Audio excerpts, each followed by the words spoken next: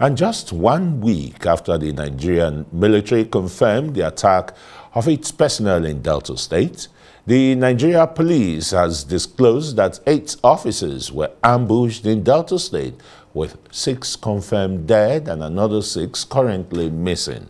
Disclosing the attack, Force spokesman, Assistant Commissioner of Police Olumuyiwa Adejobi, says the officers fell victim to a cowardly ambush by armed militants while undertaking a mission to investigate the disappearance and rescue of 3 of their colleagues in the Ohoro Forest, Delta State. The police further confirmed that 5 suspects have been arrested in connection with the ambush.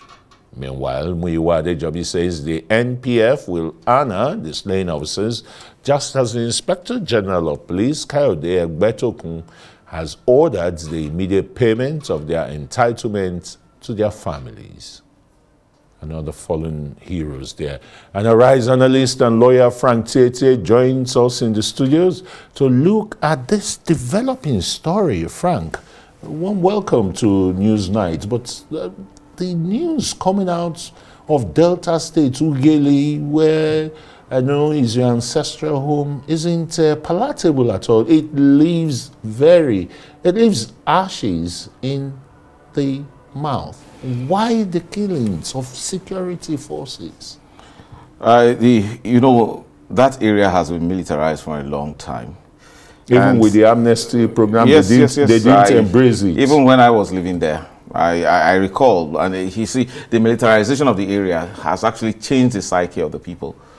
You know, those towns used to be very sleepy areas. You didn't until the politics changed, and then until the oil became the center of attraction. Before, oil was a sign of development, but oil politics brought with it a lot of violence. So the violence now becomes a means of you know, communication in that area. I practically wouldn't have been in Abuja. I wanted to stay around Willie and Warri, do my practice, but I had to run away because when I left law school, I saw dead bodies littering the streets, my own street in Afisiri. The reason was simply because there was one idea of Bakassi boys who were carrying out extrajudicial justice in, you know, meeting extrajudicial killings. No, it was important to really. So there was this gradual shift from, you know, the traditional Urobo town that it used to be, that was synonymous with peace, to a lot of violence, and then settling scores, especially political scores with assassinations and all of that. So it gradually got to this crescendo where violence defined that area. But I think it hasn't been the norm that violence was perpetrated, apart from the one particular report where policemen were shot and killed inside their Argon Jeep and set ablaze around that Efun area. I don't think that it's the boys there who have now gravitated towards Yahoo, because that is the signature that they have now you know, given themselves.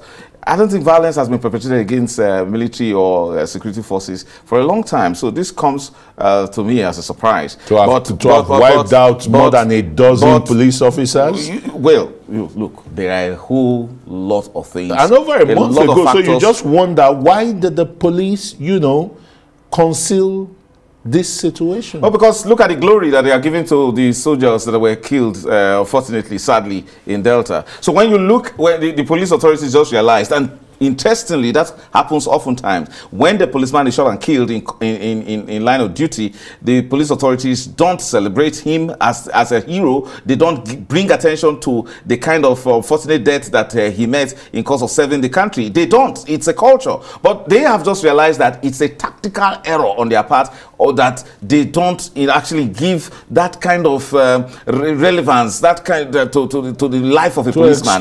Now, but they just simply saw that, look, no matter what it is, no matter what form of, you know, condition or whatever it is, however wrong or right, the life of a military man being taken the way it was taken in the Delta, and then you see the entire country, including the president, rising up to condemn it.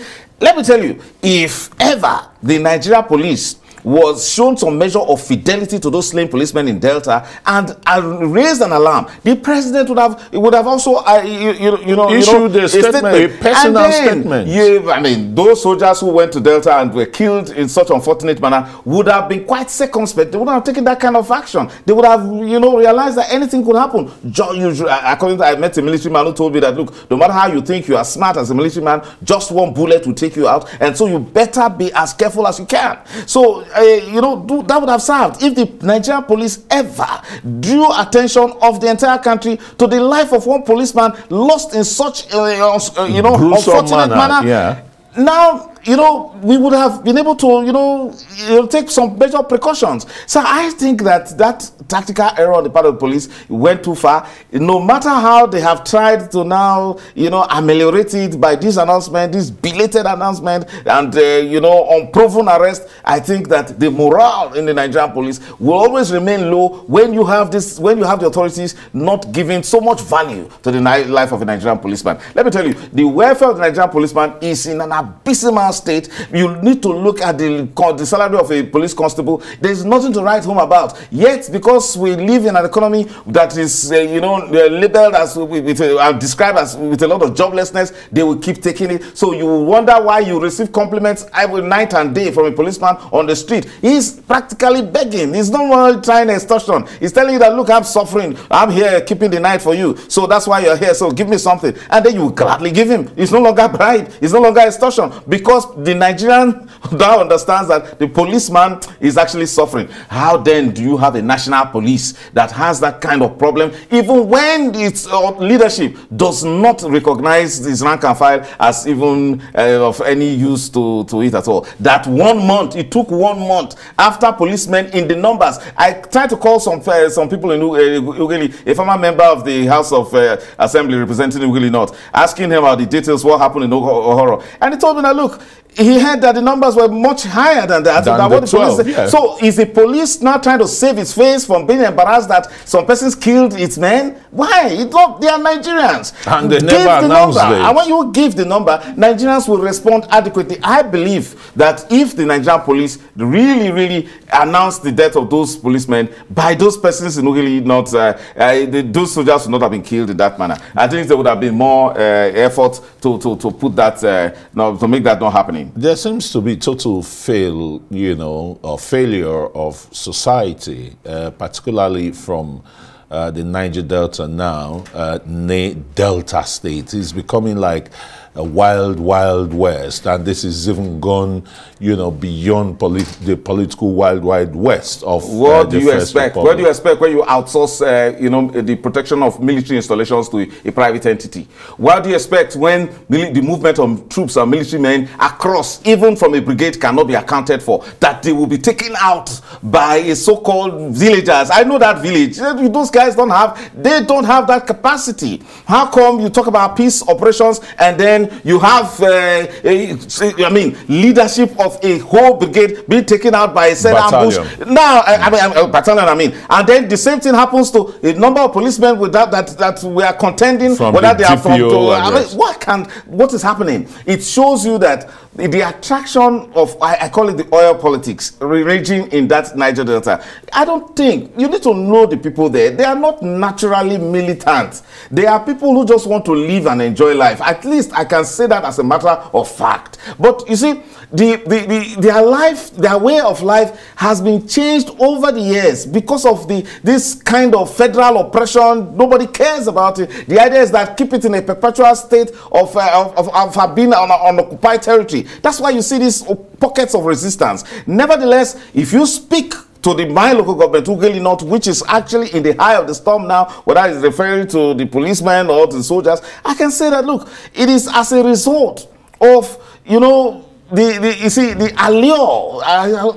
allure and the misdirection of security forces. I do not think that they should actually go as a force that does repression and the people will see as if they are occupied. Nevertheless, I can also tell you, as a matter of fact, that people have overcome that. Those soldiers that were killed, many people can attest that they were very friendly. The people were very friendly to them. And probably is the more reason why it comes as a shock to every other person. But I do not agree that the Niger Delta is becoming an ungoverned space. No, it is becoming like that because military forces, the police have been subsumed under a private military contractor, and when that happens, there is no alternative to the formal army. There's no alternative to the formal police. But when you are not creating a larger than life security force that the army or navy or the air force or the police now controls to, now take instructions from, anything can happen. And that's what's happening over there. You see,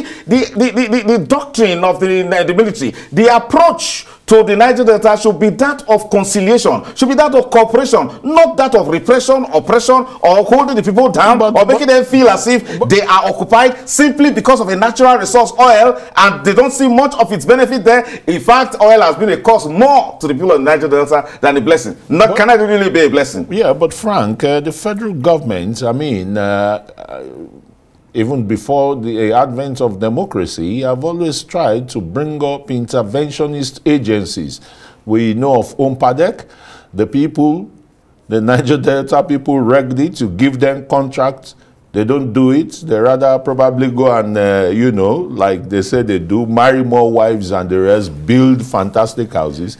NDDC is there, getting the states getting 13% derivation. You have the amnesty program, it's there. How much have they embraced it? Let me be honest. How can they be talking of poverty in perpetuity? Please, let's get this straight. Please. I think we even witnessed more development in the Delta areas, in Niger Delta, in the Delta state where you and I came from, when these interventions were not there. When you saw how one factory, the Delta Steel Complex, transformed the entire landscape of that area, which was commissioned in 1982 by Shehu Shagari. They didn't need any of these interventions. These interventions were simply just corrupt schemes that were meant to empower some stooges from the area to continue the pauperization of the people. In fact, we've seen more troubles. We've seen the emergence of some Gangantown leaders in that place emerging as new oppressors of the people. They were not there before in 1982 when the likes of Senator Brume were the ones representing, when the Onosodes, when what's his name, the former senator David Dafinone was leading us. We didn't have all those problems. We had peace, we had progress. We look at what happened. Are we talking about the refinery? What it did to the transformation of the economy of the people? We didn't need all of this NDDC, all of this OMPADEC. They only created Gangatwa thieves. They only created warlords for us. And then look at the state of affairs now. Look, you know the definition of our young people in Delta State, in Bendel State before now. It was about either education or sports. Nothing else. But today, it's either militancy or yahoo. What did they transform the region to? Because of oil politics, nobody concentrated on the human resource development of the people, and you tell me that the people in the place is ungovernable? Where are the traditional rulers? Where is the Oroji of Okpe? Where is the Olu of Wari? In fact, where is even the Oba of Benin, who, can be addressed as the father of the Niger Delta? There is an epidemic of, of a problem with values in that area as we speak. That these traditional rulers that you're mentioning, apart from the revered ones, particularly the Oba of Benin, are caught up with this, with a culture of, something that is bigger than them. You are talking about a place where the hotel system runs with 90% patronage of young boys and girls below the age of 18, and nobody is able to say anything about it because they fear that they could be taken out by way of assassination or all the rest. I've lived there, and many of us have run away from that place simply because of an extreme situation of violence where values are lost. No, do the children still believe in education? Do they still believe in the value of hard work? No. So these are the things we should deal with. They don't really get involved in the violence as it used to be. That's why I'm surprised that the policemen and soldiers were killed in this manner. I still believe that it is as a matter of extreme urgency for the president to activate his powers under the Tribunals and Inquiries Act to ensure that something, the security situation, particularly in the Niger Delta, be looked into, starting from the killing of these policemen and the soldiers.